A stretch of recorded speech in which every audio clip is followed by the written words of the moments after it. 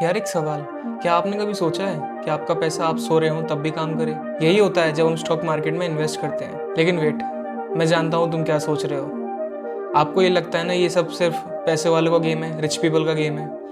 नहीं, ऐसा नहीं है। आज के वीडियो में एक कंप्लीट बिगिनर को मैं आपको बताऊंगा कि स्टॉक मार्केट आखिर कैसे काम करती है, आपको इसमें पहला कदम कैसे रखना है, और मैं आपको बताऊंगा कि 2026 में आप ट्रेडिंग कैसे शुरू कर सकते हो। पहले बात करते हैं कि 2026 में ट्रेडिंग इतनी इंपॉर्टेंट क्यों है। एनएसई का डेली वॉल्यूम ट्रेडिंग का 50,000 करोड़ से ज़्यादा है और इंडिया वर्ल्ड की 4th लार्जेस्ट इकोनॉमी बन चुकी है। आज से 10 साल पहले अगर किसी को स्टॉक खरीदना होता था तो वो पहले ब्रोकर के पास जाता था, ब्रोकर को कमीशन देता था, फिर कहीं जाके उसे स्टॉक मिलता था।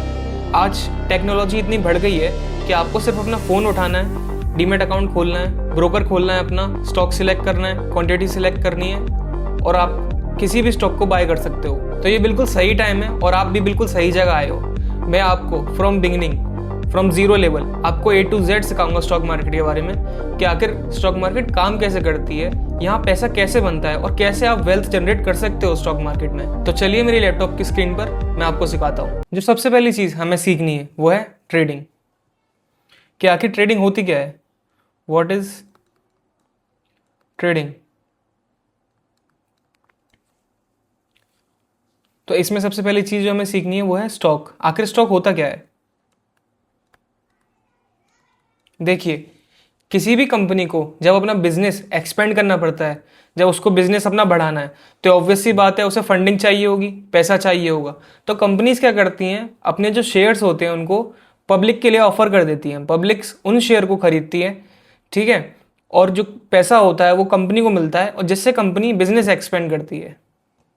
इस तरीके से स्टॉक्स काम करते हैं। दूसरी चीज़, जब आप किसी कंपनी का शेयर खरीदते हो तो आप उस कंपनी के शेयर होल्डर बन जाते हो, चाहे आपने एक ही स्टॉक क्यों ना खरीदा हो उस कंपनी का। दूसरी चीज़ जो हमें सीखनी है वो है एक्सचेंज। NSE, BSE.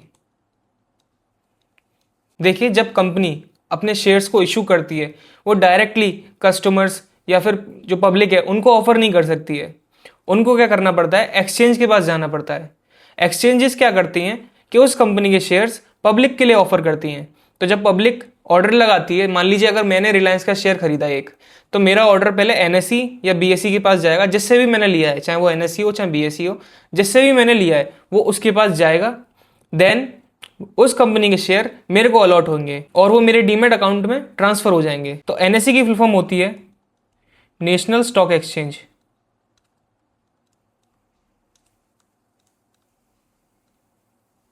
और बीएसई की बॉम्बे स्टॉक एक्सचेंज।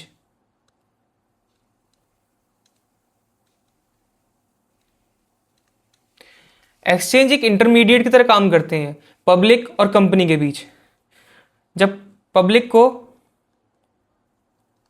स्टॉक चाहिए होता है तो वो एक्सचेंजेस के पास जाती हैं। मान लीजिए एनएसई के पास गए, एनएसई उस कंपनी के शेयर उन कस्टमर्स को, पब्लिक को दे देती है जिस रेट पे उन्होंने क्वांटिटी ऑर्डर पे लगाई है। तीसरी चीज जो हमें समझनी है वो है ट्रेडिंग वर्सेस इन्वेस्टिंग। कि आखिर ट्रेडिंग और इन्वेस्टिंग में फर्क क्या होता है। Trading versus investing. देखिए, जैसे मान लीजिए मैंने आज एक रिलायंस का शेयर खरीदा, ठीक है, ये मैं हूं, मैंने आज एक रिलायंस का शेयर खरीदा, ठीक है, जिसकी प्राइस थी 2000 रुपीज़, ठीक है। अब मैं क्या करता हूं, उस रिलायंस के स्टॉक को 2 साल के पीरियड के लिए होल्ड करता हूं। 2 साल बाद उस स्टॉक की प्राइस 3000 हो जाती है, ठीक है। तो यानी कि मैंने 2 साल में 1000 रुपीज़ का अपना प्रॉफिट किया। तो इस बीच ये जो 2 साल थे, 2 साल एक बहुत लंबा पीरियड होता है। तो अगर कोई इतने लंबे पीरियड के लिए किसी स्टॉक को होल्ड करता है तो हम उसे इन्वेस्टिंग कहते हैं, है ना। और ट्रेडिंग में क्या होता है, मान लीजिए मैंने रिलायंस का स्टॉक आज 2000 रुपीज़ पे लिया था। अब मैं क्या करता हूं, उसे 1 वीक के लिए होल्ड करता हूँ, मैं उसे नेक्स्ट मंडे को बेचता हूँ। आज एक मंडे है, मैंने इसे बाय किया है, अब मैं क्या करूँगा कि जो नेक्स्ट वीक का मंडे आएगा मैं उस पर इसे सेल आउट कर दूंगा। तो आज जिस रेट पे मैंने खरीदा उसकी प्राइस थी 2000 रुपीज़। अब नेक्स्ट मंडे आते आते इसकी जो प्राइस है वो हो गई 2100 रुपीज़। तो यानी कि मैंने 1 वीक में एक 100 रुपये का प्रॉफिट कर लिया। इसे हम कहते हैं ट्रेडिंग। अब दोस्तों ट्रेडिंग भी कई प्रकार की होती हैं, जिसमें से हम एक को कहते हैं स्विंग ट्रेड, ठीक है, एक को दूसरे को कहते हैं इंट्राडे, थर्ड को कहते हैं हम स्कैल्पिंग। देखिए स्विंग ट्रेड में क्या होता है, जैसे मैंने अभी आपको एक एग्जांपल दिया 1 वीक वाला कि मैंने आज एक मंडे को खरीदा, नेक्स्ट वीक के मंडे पे मैंने बेचा। तो जो शॉर्ट टर्म का जो पीरियड था 1 वीक का या 2 वीक का, अगर इतना पीरियड है किसी भी ट्रेड में तो हम उसे स्विंग ट्रेड का नाम देंगे,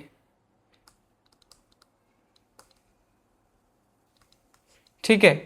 और इंट्राडे, मान लीजिए आज सुबह मैंने रिलायंस का स्टॉक खरीदा जब प्राइस 2000 रुपीज़ थी, 3 बजे तक आते आते उस स्टॉक की प्राइस 2050 हो गई, ठीक है। यानी कि मैंने एक ही दिन में 50 रुपये का प्रॉफिट कर लिया।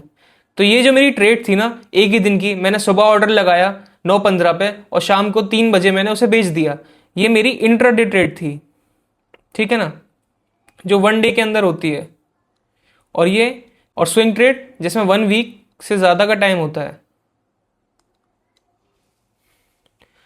अब तीसरी जो ट्रेडिंग है वो है स्कैल्पिंग। स्कैल्पिंग में क्या होता है दोस्तों, देखिए जैसे कि मैंने आपको एग्जांपल दिया था अभी रिलायंस का, मैंने 9:15 पे 2000 रुपीज़ में मैंने उस स्टॉक को उठाया, ठीक है, जब टाइम था 9:15 AM, ठीक है। अब 9:20 AM तक, अब 9:20 आते आते इस स्टॉक की प्राइस 2010 यानी 2010 रुपीज़ हो गई। यानी कि 5 मिनट में मैंने इस स्टॉक में 10 रुपये का प्रॉफिट कर लिया। तो ये जो मेरी ट्रेड थी ना इसे स्कैल्पिंग कहते हैं। अब दोस्तों मैं आपको बताता हूं कि आप अपना डीमैट अकाउंट कैसे ओपन कर सकते हो। आपको क्या करना है, पहले प्ले स्टोर पे जाना है, अगर एप्पल का डिवाइस है आपके पास तो ऐप स्टोर पे जाना है, ठीक है। वहां से आपको कोई भी ब्रोकर डाउनलोड करना है, एग्जाम्पल ग्रो, जीरोधा, XYZ, बहुत सारे ब्रोकर्स हैं मगर आप इन दोनों में से ही पिक करना। पर्सनली जो मैं यूज करता हूं वो जीरोधा यूज करता हूं। इसका ऐप काइट के नाम से मिलेगा आपको, ऑल्सो नोन एज काइट, ठीक है। तो आखिर आपको डीमैट अकाउंट अपना ओपन कैसे करना है, देखिए आपको ऐप डाउनलोड करना है। ऐप डाउनलोड करने के बाद आपको अपने नंबर से लॉगिन करना है, मोबाइल नंबर से। मोबाइल नंबर से लॉगिन करने के बाद वो आपसे केवाईसी करने को मांगेगा, ठीक है। केवाईसी की फुल फॉर्म होती है नो योर कस्टमर। केवाईसी करने के लिए उसे पैन कार्ड,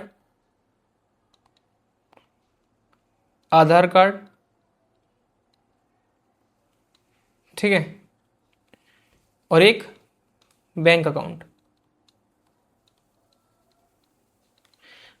आप अपने डीमैट अकाउंट में एक से ज़्यादा बैंक अकाउंट भी ऐड कर सकते हो, उसमें कोई प्रॉब्लम नहीं है। मगर स्टार्टिंग में जब आप अपना डीमैट अकाउंट बनाओगे तो आपको मिनिमम एक अकाउंट होना ज़रूरी है, वरना उसके आपके डीमैट अकाउंट लिंक नहीं होगा, ठीक है। आपका डीमैट अकाउंट 2 दिन के अंदर अंदर एक्टिवेट हो जाएगा,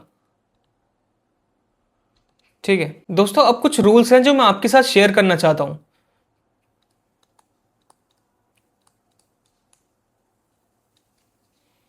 फर्स्ट जो पहला रूल है हमारा वो है ये, never invest money you can't afford to lose. Market में आपको कभी भी वो पैसा नहीं लगाना है जो आपकी ज़रूरत है। जैसे मान लीजिए आपके पास 10,000 ही रुपए हैं और आपकी मंथली ईएमआई जाती है 6,000 7,000, जो भी कुछ एक्स वाई आपके खर्चे हैं मंथली, जिनके बिना आपकी लाइफस्टाइल अधूरी है या फिर वो जाने ही जाने हैं, वो आपके खर्चे हैं। ठीक है, आपको कभी भी ऐसा नहीं करना है कि आपके पास 10,000 है, उसी में से आपको ईएमआईज वगैरह, रेंट वगैरह, एक्स वाई जेड जो भी कुछ आपके एक्सपेंसेस पे करने, आप उनको ना देख के आपने पूरे 10,000 रुपये इन्वेस्ट ही कर दो। क्यों, मैं ऐसा क्यों कह रहा हूँ? क्योंकि मार्केट में रिटर्न्स गारंटीड नहीं होते, यहाँ प्रॉफिट भी होता है तो लॉस भी होता है। Second rule, never put all your money in one stock. आपको मान लीजिए आपके पास 10,000 है, तो आपको ऐसा ही नहीं करना कि आपने 10,000 ही उठा के सीधे एक ही स्टॉक में डाल दी, रिलायंस में। अब ऐसा क्यों? देखिए, आपके पास 10,000 रुपये हैं, ठीक है, आपको क्या करना है, इनमें से 4 में बांट लेना है।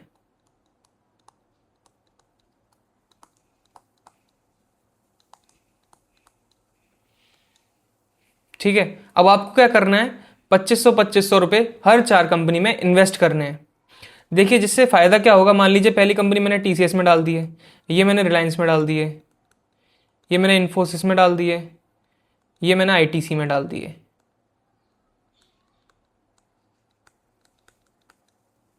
देखिए, इससे फ़ायदा क्या होता है, मान लीजिए अगर मेरा एक स्टॉक डाउन है या 2 स्टॉक डाउन है, तो मेरे 2 स्टॉक तो ऊपर होंगे ना बाकी के, तो जो मेरा लॉस होगा उसको ये कवर कर देंगे।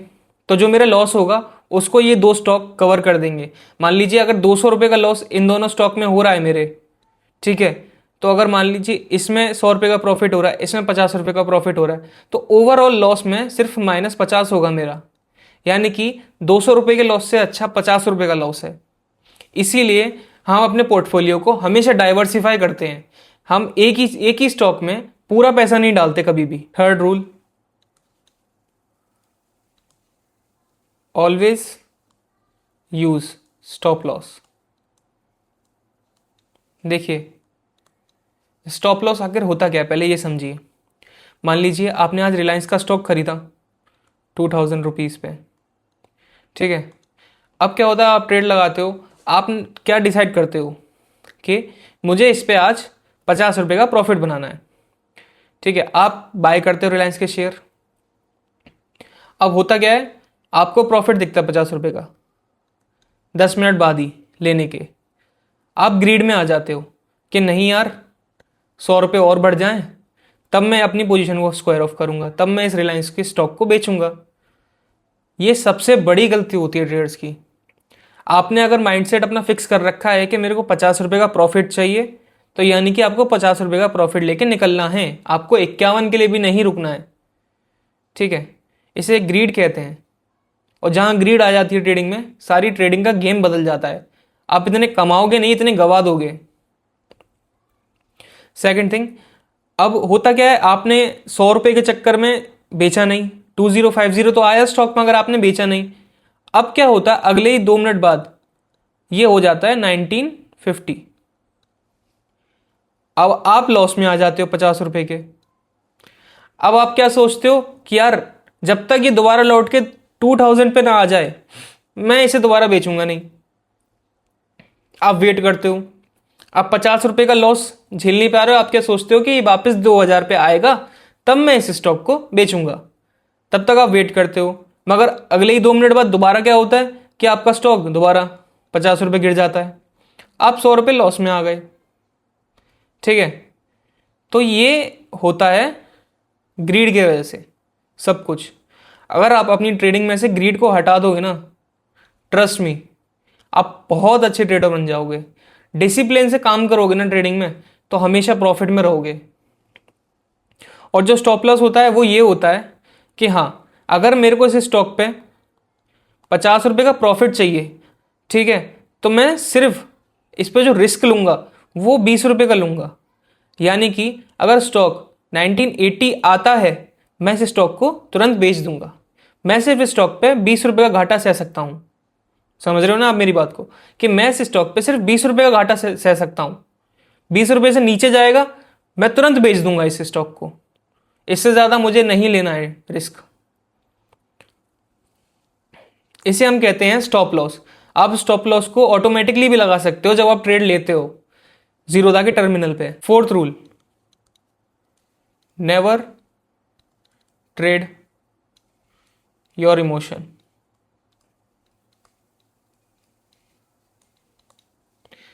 अब इसका मतलब क्या है? मान लीजिए मेरा कोई फ्रेंड है, वो मेरे पास आता है और मेरे से कहता है यार तू आज मेरे को ट्रेडिंग से 10,000 रुपये कमा के दिखा।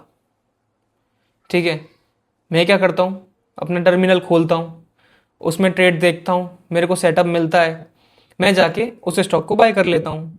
ठीक है, अब क्या होता है, मेरा जो प्रॉफिट होता है वो 4,500 तक चल रहा रहता है। 4,500 रुपये मेरे को आ रहे होते हैं, मगर मैंने शर्त लगा रखी है अपने दोस्त से, और अगर मैं हार गया तो यार वो दोस्त तो मेरी बुराई करेगा कि यार तू तो फालतू का ट्रेडर है, किस हिसाब से पैसे कमाएगा तू। ठीक है ना? तो ये चीज़ कभी भी आप ट्रेडिंग करो तो कभी भी इमोशंस पे मत करो कि यार नहीं, जैसे अभी ऊपर मैंने आपको बताया ग्रीड, ये भी एक तरीके का इमोशन है कि नहीं यार मेरे को तो 100 रुपये चाहिए ही चाहिए, मेरे को 50 रुपये का स्टॉप लॉस नहीं देना है, मेरे को 50 रुपये का घाटा नहीं झेलना है, ये मेरे को वापस चाहिए स्टॉक, जब तक 2,000 रुपये नहीं आ जाए मैं इसे बेचूंगा नहीं, या 2,050 से 100 रुपये और ना ऊपर चला जाए, 2,100 नहीं हो जाए तब तक मैं इसे बेचूंगा नहीं। तो ये इमोशंस हैं। इंसान अगर डिसिप्लिन से चले, इमोशंस को दूर रखे, चाहे ट्रेडिंग हो चाहे दुनिया का कोई सा भी बिजनेस हो, ट्रस्ट में वो कभी भी घाटे में नहीं आएगा। जिस चीज़ में इमोशंस आ जाते हैं ना, तो वहाँ चीज़ें बहुत बिगड़ने लग जाती हैं। Fifth rule, keep a trading journal.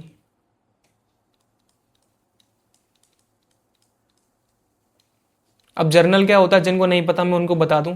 आप कभी किराने स्टोर पे गए हो तो वहाँ आप देखते होगे कि अगर उसने किसी सामान को बेचा है 200 रुपये का, दोबारा कोई कस्टमर आया उसको 500 रुपये का बेचा है, दोबारा कोई कस्टमर आया उसे 1,000 रुपये का बेचा है, तो वो किराने वाला स्टोर का जो मालिक होता है वो क्या करता है, उसके पास एक डायरी होती है जिसमें वो अपना हिसाब लिखता चला जाता है कि 200 रुपये ऐसे आए, 500 रुपये ऐसे आए, उसके बाद 1,000 ये आए।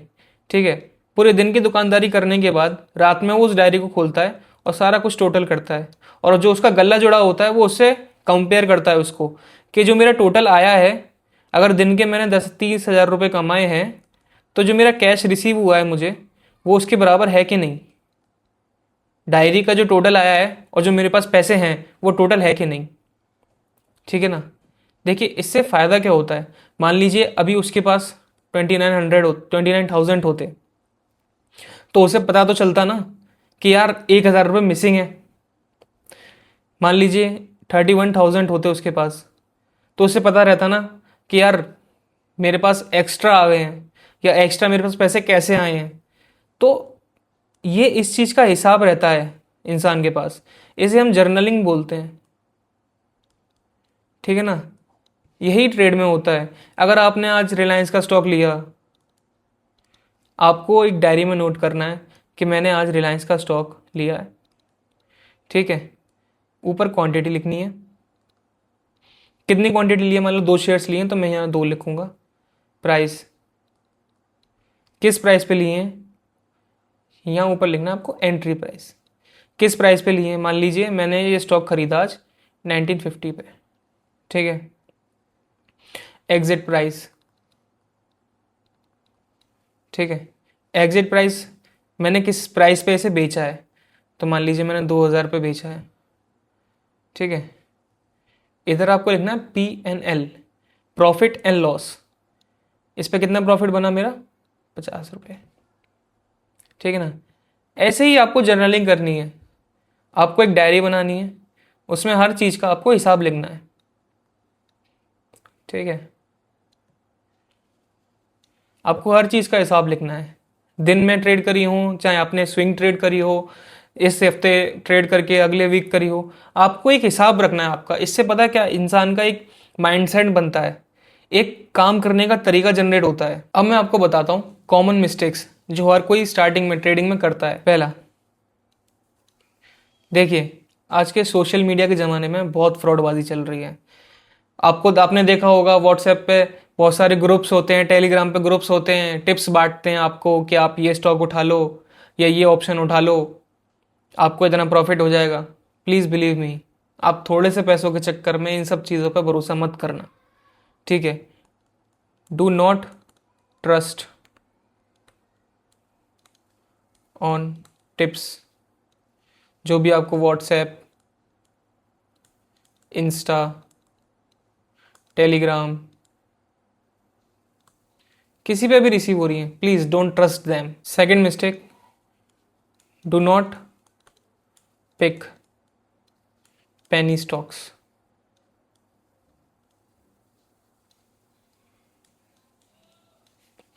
अब आखिर पेनी स्टॉक्स होते कौन से हैं? देखिए, पेनी स्टॉक्स वो स्टॉक्स होते हैं जो 2 रुपये, 3 रुपये, 10 रुपये इतने प्राइस पे ट्रेड कर रहे होते हैं।